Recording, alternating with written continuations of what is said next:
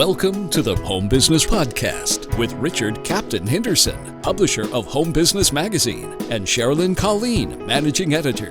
This how-to show helps you successfully operate your home-based business.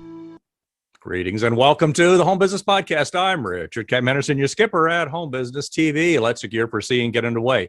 In your home business, have you ever thought about really thinking big? Or let's take it one step further to dream of leaping from entrepreneur to icon.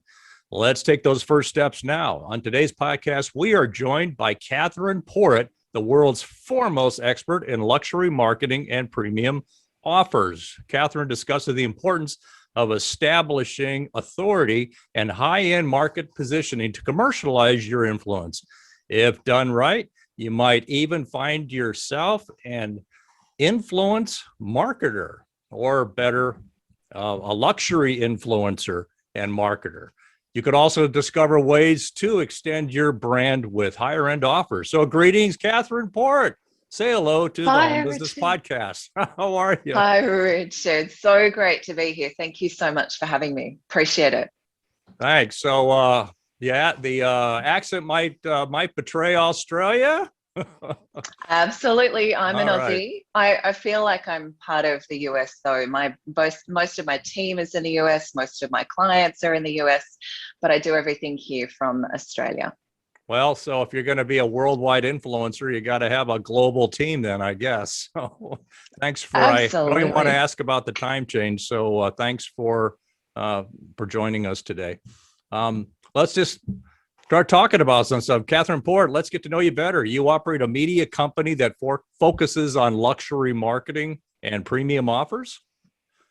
Yeah, absolutely. So we have a two-pronged approach. We're very much a home-based business. This is my home here in Brisbane in Australia, and all of my employees work from home as well. We have about 35 employees around the world and growing very, very fast. I feel like my crew is hiring every week at this stage in our trajectory.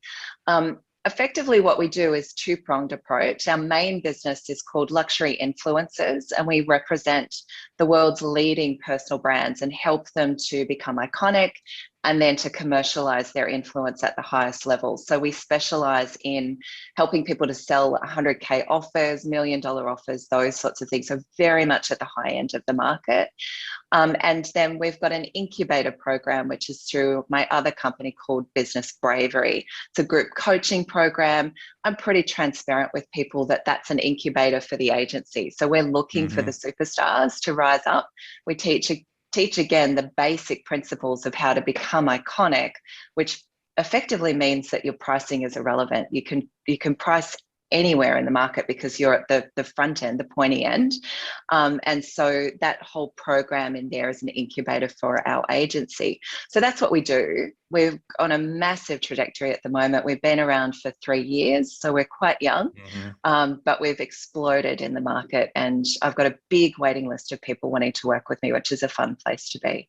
Well, that's a good place to be. And you've definitely got an interesting niche targeting that focus of public relations and business building. And I like the way you're able to keep it all home based. But I imagine one good point about being all home based is you can tap into more talent that way, and you're not limited by distance or whatever. It's just their willingness to get up in the middle of the night, I guess, to communicate with you. So has being home based helped with growing? Absolutely. Look, so Richard, my background is I had a very large e-commerce company here in Australia for 9.5 years, which I grew from the ground up, and I sold that and then started this business. And I really didn't want to have the big warehouse and all of, the offices and all of those things. I really wanted to work from home. And I was very specific about wanting to be here for my kids and pick them up from school and go to soccer and hockey and all of those things. So I absolutely wanted to create a home-based business. I'm a big believer in that. And you're 100% right. What that's enabled me to do is hire the best talent. I've got there's great people in Brisbane, don't get me wrong, but the best talent is anywhere. And I love that. And, I'm willing to get up early. That's no problem in order to facilitate meetings with my team. This is You right. got to I turn love that. it. You got to turn that phone off during the night, or maybe during the day when you got to catch up on a nap. So, well, great business, and glad to learn a little bit about it. Let's get started on becoming, I guess, an icon. How can we produce a personal brand that utilizes social media, and why do you believe that it's necessary to do that? Yeah, absolutely. Well, here's the first thing. What I truly believe is that there is a group of extraordinary people in the world who are elite experts, and probably the vast majority of your audience falls into that. Anyone who's an entrepreneur, who has a growing business, and who has a creative and innovative mindset probably could become iconic if they just brand themselves that way and step into embodying the icon. And what do I mean by that is when you niche down, as you might say, the riches really are in the niches. Now, this is not, I I love didn't that make term. that That's my up. favorite one. Riches in niches. Yeah, it's so true. As someone who's been in business for a long time now and represents some of the best elite business owners on the planet, what I absolutely know to be true is the narrower you go, the higher the prices you can charge. So you might be the best accountant in the world, but that's too broad from my perspective. What I would rather you do is get very specific about what you are the best at in the world. You'll hear me talk about that a lot, because to Hey, the become best iconic, podcaster, right? right, Richard, exactly. The best home business podcaster in the world, absolutely. And then what we've got then is something that we can play with. So if you can own that, and you can, the minute you step into my world, I say arrogance is welcome here, because you've got to have that alpha confidence about you. And then once we get that right, and you can step into that, and we can wrap a bow around you, it doesn't necessarily mean you have to walk around with Gucci bags and in Balenciaga clothes. What it means is that you need to own this idea that you are the best in the world, and you And need to that's your embody the brand. And icon. you've got to develop that personal brand and then market it through, promote it. Maybe, I guess, yeah, the term is build it through social media. And Well, it's social media, it's speaking, it's media, it's all of those things. And I'm very strategic about visibility. So most of my clients are 40 plus. Most of my clients have already had a successful business. They want to do things in a sophisticated and elegant way. They don't want to share their breakfast, lunch, and dinner on social media. So we do it in a very strategic way. And what we want to do is get incredibly potent with our messages, really powerful, probably things that feel a little bit, kind of pushing the limits of what's possible. But then you start to magnetize this extraordinary audience around you, and you bring the best people to the top. My clients are selling their offers at 100K plus. They don't get out of bed for less than 50K a day, to use that supermodel term from the 90s. Really what we're doing here is enabling our clients to only focus on the things that truly matter. And then they get better impact. They've got, they can create a broader, impact, and they've got wealth and all of those things. And it's true freedom in business, and it's a lot more joyful that way. Kind of like twisting that into some things I've heard in the past. Like some people say, to social media, just focus on the quantity and getting everywhere. Your approach is to be more strategic and limited, and then choose your social media carefully and have more of an impact in the actual messages you send out. Completely. It's so important that you do that, because otherwise you're just throwing spaghetti at the wall, to again use an overused term, a marketing term. That's not, and just seeing what sticks. That to me is a real mainstream strategy. What we want to do instead is we want to focus on one or two things that really matter. So to give you an example of this, we run publicity for most of our clients, and I have a client in Canada. We just landed a killer article for them a couple of weeks ago, and big, amazing article. Took us about a month to put together. It was a huge amount of work for the team, but they've now booked 12 months worth of 100K plus clients off the back of that, and have a waiting list. That to me is so much better, spending a month on one killer article Right. and a few social media posts. That to me is so much more valuable for their time and energy than just throwing press releases So at a this is kind wall of or like going, content marketing that builds up a brand, that builds someone's right. personal brand. And rather than send out 15 Facebook posts where they post, you find one quality article that gets in the right place, and you use that medium to make the connection with the higher end clientele. And it's more of a Yeah. strategic approach then.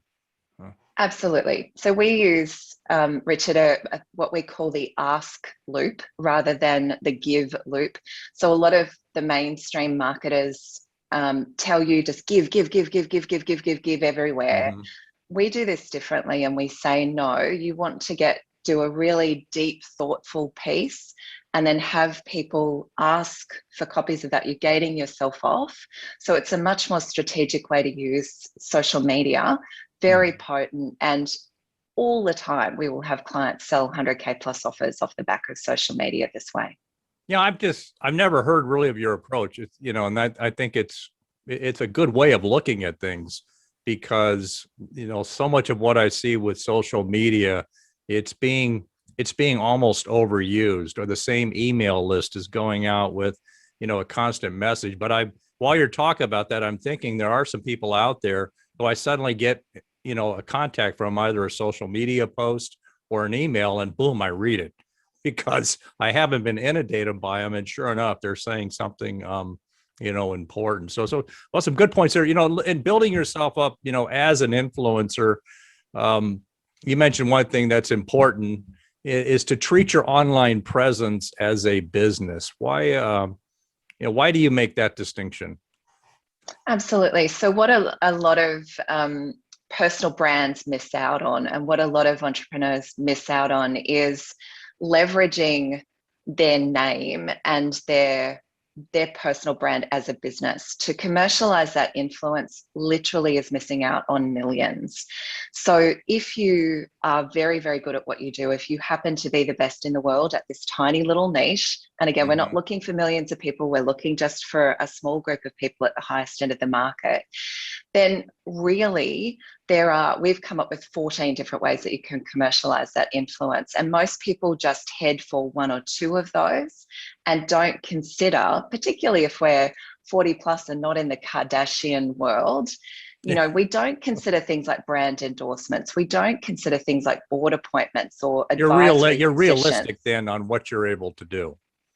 Right. And there's so many different ways, if you treat your personal brand as a business, that you can add literally millions to your revenue. So if you treat your brand that way, not only can you create a legacy, you can also make incredible money. So it'd be like me, if I'm treating a brand as a podcaster, you can't just look at it as you're podcasting. What's the business angle on the podcast? And, tie it into the marketing of the podcast. But you got to be sensitive to the fact that your personal brand then has to tie in with a business. Is that kind of maybe a way to look at it? It is a way to look at it. And it's also about you as a personal brand, Richard. So outside of the podcast, there's probably a bunch of ways that you could commercialize the podcast aside from the basic ads and sponsors and advertorials and those sorts of things. But for your personal brand, there would no doubt be endorsements, that there would be board appointments, there could be advisory positions, coaching, all sorts of ways that you can commercialize your influence. And so for any small business owner, any business owner out there in a niche, in a home-based niche, they can look at kind of rising to the forefront of that niche. And tying back to what you said earlier, the narrower the niche is, I guess the easier it is for you to step forward in it, because I guess you can focus a little bit better. Yeah, completely. Absolutely. I would rather you have a much narrower niche and a much narrower audience than a great big one. And that's the difference between the traditional influencer and the way we run influence marketing at our end, which is a more sophisticated way of doing it. Well, I feel myself building up to becoming an icon here. Well, let's get down to actual selling and business building. Why is it what you call intentional marketing important? Yeah, so as an icon, this is one of the things that is really fun for a lot of my clients to understand is when you step into being the best in the world at what you do and really own that icon status, sales and marketing becomes very different. So I was talking about the way that we leverage social media and speaking. Another really interesting part of this is I've found over time, the best way to sell is to invite. So you want to gate yourself off. You want to literally pick and choose the people that you work with at the highest level. So not like direct marketing where we're going out and spamming a whole bunch of people, but literally putting together a list of people that you really want to work with and then finding a way to get in front of those people, becoming omnipresent in front of those people. So getting in front of them on a stage, inviting them to come and see your thought piece, creating a relationship and nurturing that relationship. That's what we call hyper targeting. So we're hyper targeting or using intentional marketing to get in front of the people that you see as the most ideal So you client. don't actually present them with an offer necessarily, No. but what you're doing is presenting yourself as a resource, as someone that can advise them, someone they want to get to know. And then I guess, what do you call the traditional push pull? That would be more of the pull where they seek you out then. Correct. Yeah, absolutely. So we call that magnetizing your ideal audience. So you're 100% right. And what we would be doing there is we never need to sell. My clients don't need to do any of that real horrible cold selling and all the bonuses and guarantees and all of those things because they've got themselves set up. When you're the best in the world, high net worth individuals really want to be around. They want proximity to greatness. And you can achieve that by literally stepping into this icon status. So you've 100% got it. It's actually an easier way of doing things. It requires some strategic bravery, thinking and planning ahead of time. I mean, it's easy to pick up the phone and cold call, but it could take a good period of time and effort and strategizing to move into that position of being an advisor. But as I look at it, even if somebody doesn't reach the millionaire yacht club group and get in there, even if no matter how petty their home business niche is, if they're establish themselves as some kind of an authority in there, people that want to do business will seek them out just because they're looked at as a reference, as somebody who's knowledgeable, and you can extend it from there. Yeah, that's the proximity to greatness thing. So absolutely. And look, I have clients across all sorts of different niches, and they don't have to be sexy. It doesn't have to be. I have celebrity clients, but I also have clients that are in really tiny, unsexy little niches but they are a celebrity in their own little niche, and that allows them to sell at whatever level they want to. They get to set the trends and they get to set the prices at whatever they want. So, when you're kind of doing the business building and the marketing of this, can anyone basically extend their brand to actually market higher end offers for higher end clientele? I guess, I guess it requires getting creative with the offers that you have. You have to tailor those to the higher end clientele you're seeking. Do I have that one right? You sure do. And spot on again. And here's the difference with the highest end of the market. So a lot of my clients are working with billionaires and celebrities and also, more common people who don't necessarily, you wouldn't think have millions in the bank, but are willing to put down 100K plus to work with the best in the world. The thing that really strikes me about this is what I've learned over time is you're better off stripping away a lot. So where in the mainstream world you think about an offer and you're like bonuses and what more can I put in there to make this uber valuable? At the higher end of the market, they're after an expedited outcome. They want the experience, they want the white glove service, but they actually just want it done really quickly. They don't want the bells and whistles. So it's actually, if you're brave enough to do this, it's actually easier. And that's the thing that a lot of my clients are like, why the heck wasn't I doing this before? This is but it is pull bravery. Something out there. Are you saying to try to keep your offer simpler and just emphasize the value of it? Value being also, money is time and That's a Exactly. finite resource for everybody. Being able to expedite your offer, that's Yeah. critical to reaching that higher end clientele. Absolutely, and adding experience to it. So get the outcome absolutely as quickly as possible, add loads of experience to it, strip away all of the things that are unnecessary, and then suddenly, and proximity to greatness, you being there is really what this is all about. And then you're in a position where you can sell at the highest end of the market. After that, this gets really exciting. So, Mhm. for example, I was talking to, because most people stop there, they get the transformation, that's it, gone. For my clients, we're talking about now what? How do you turn this into something where you can keep that client for life, which is what a luxury business would do. And that's where we get really exciting. So I have a celebrity client who had never sold at this level before, and he loves traveling and he loves art. And I said to him, well, why don't we bring people along? He can get access to private homes in Europe, take a few people along, have them pay an extraordinary amount of money to spend a couple of weeks with you traveling through these private homes and eating in the best restaurants and experiencing you. And he says, will people pay for that? Yes, of course they would. But people just aren't open to this idea of then how do you sell at that high end of the market? So there's all sorts of possibilities out there. And in my experience, it's much more fun at that end too. So I guess in some way you're kind of able to diversify if you sit back and you're looked at it as an advisor, higher in value, that can diversify into other things, including Absolutely. other clients. Because Mhm. you know, the old saying, a referral is better than anything. I guess when you're successful at the higher level and are breaking out in that icon status, that the referrals and the network is easier to build that way.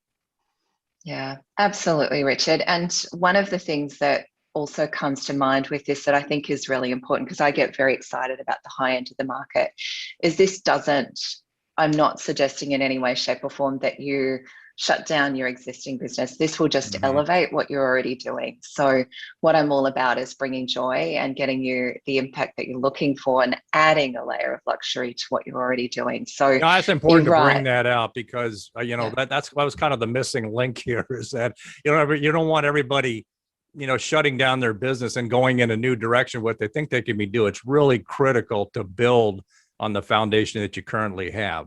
And I sometimes use Exactly. the term a related business, but I think it's Mhm. safe to say, and you've given a lot of good feedback here, that there's pretty much any niche you're in has this market you can target.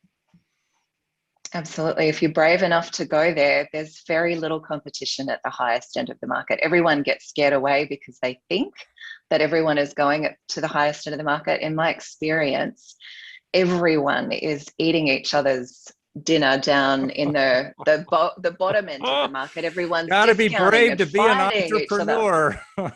So right? But at the highest end, almost no one's there. mhm. Yeah. Yeah, if you don't think, I didn't really think about this before, but as we're talking, there's pretty much every niche has some direction you can go in there. But I love this question we talked about ahead of time, which is actually, Yeah. monetizing your growing influence. Why? I think we've hit this already, but maybe tie it up with, why is having 100,000 followers good, but followers with $100,000 better? Yeah, absolutely. Well, hopefully I've hit that as Yeah. along the way. But from my perspective, really, look, I'm 45 and I've had a very successful business in the mainstream end of the market. I'd done the hustle and grind. This is my luxury business. And from my perspective, I would rather work with a couple of hundred really fabulous people that I really enjoy working with and get to play with on a daily basis than work with 300,000 clients that I had in my last business. To me, that's the joy of working at the luxury end of the market, and also being a little bit older and more mature and a bit more wise and having a higher Mhm. business acumen. Not to say that mainstream business isn't great. It is. I've had a lot of success there. But what is really important to me at this point, and maybe resonates with some of your viewers here, is that there's a point in time where you I think you can kind of let the young ones play around with the TikToks and the hundreds of thousands and millions of followers. For me, I'd rather play with some really great people, and I'd get a better revenue. You've got a better margin. That to me is a more sophisticated way of doing business at this age. And this looking at the part of my question journey with the 100,000 followers, to me, it was like, okay, where do you go? But there actually is some wisdom in there, in that your business can get more stable, you're diversifying, and if done right, the day-to-day management time you have to spend goes down when you're focusing on a higher end clientele. So that's a great way margins up. Wrap it up. Well, Gather Board, this has been a great discussion on taking those first steps to becoming an entrepreneur icon. And yes, you can be an icon in just about any industry. Do you have any final points you would like to share? No, just think big. Just think bigger, Richard. This has been an amazing discussion. I really appreciate it so much. For me, it is just that message. Just allow yourself to think bigger and to really imagine what it might look like to be the icon in your niche, no matter how big, small, sexy, unsexy that niche might be. If you allow yourself to think bravely about it, there will be a market for you. It's just very exciting to get creative and go there. Allow yourself to do that. Well, this is strategic stuff, and we emphasize to all business owners, got to spend some time sitting down and being strategic. So this will give you an excuse. Sit down next time when you're strategizing, and how can you take those steps to becoming an entrepreneur icon? Well, thanks for joining us today. This has been a great discussion. Thank you so much for having me, Richard. It's been an absolute pleasure. I've loved this time with you.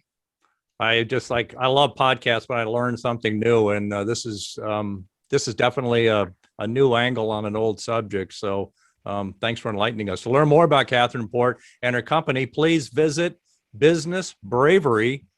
We can't say that word bravery enough. businessbravery.com or the podcast website for more information on guests. Thanks for joining us in this episode of the Home Business Podcast. Share your feedback with us on Facebook, Twitter, Instagram, and at our website, homebusinessmag.com.